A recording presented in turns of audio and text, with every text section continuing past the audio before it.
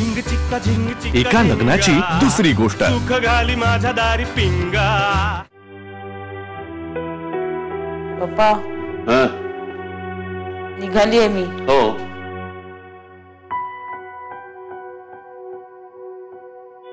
तुम्ही काळजी घ्या।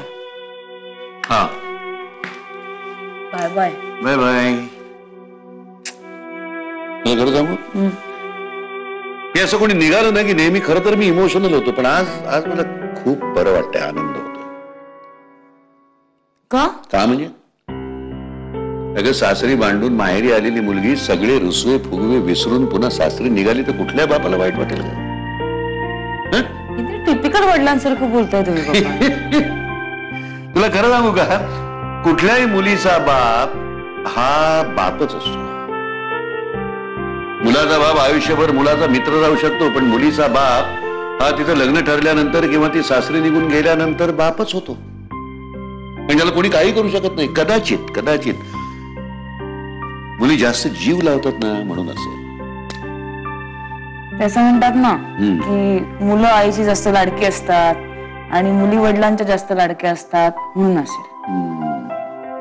पप्पा मला कळतंय काय तुम्हाला खूप त्रास होतोय, पण तुम्ही मला त्रास होऊ नये म्हणून दाखवत नाही, हो ना? मला त्रास होतोय?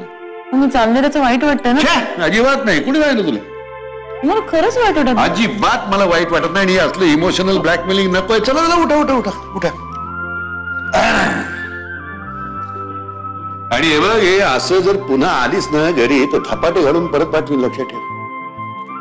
गेले काही दिवस बघतोय मी, अरे तुम्हाला एकमेकांशिवाय अजिबात चैन पडत नाही, एक क्षणभर सुद्धा आठवण आल्याशिवाय राहत नाही। कशाला हे असली भांडणाची नाटकं करून येता का तुम्ही आमच्या जीवाला घोर? पुन्हा इथे यायचं नाही। म्हणजे काय काय माझं घर नेहमी इथे यायचंच नाही आता? नाही रे, तसं नाही रे बाळा।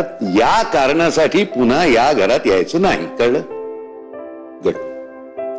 चला निघायचं ना? बॅग घेतो मी, ये।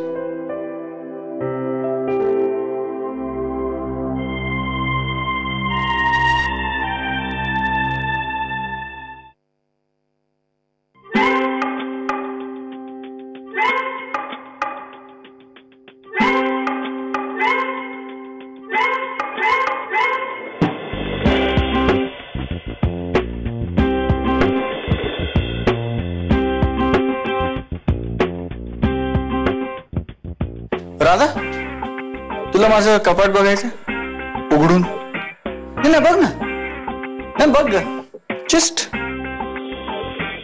Take a look.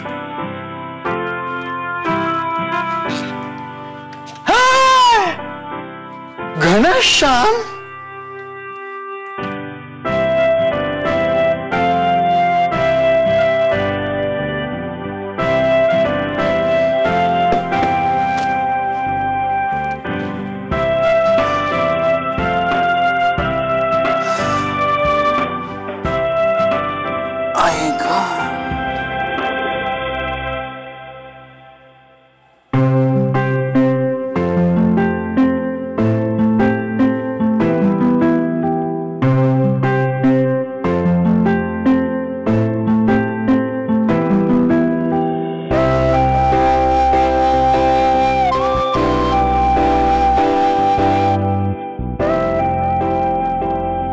Deere Radha,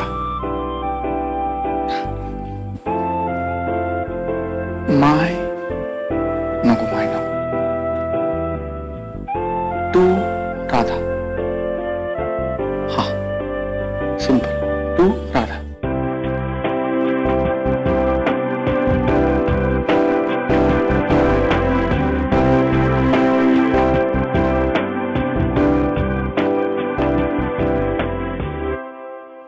Radha,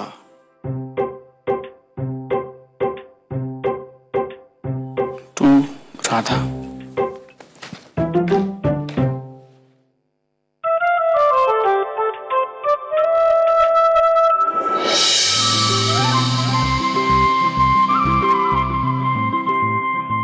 welcome.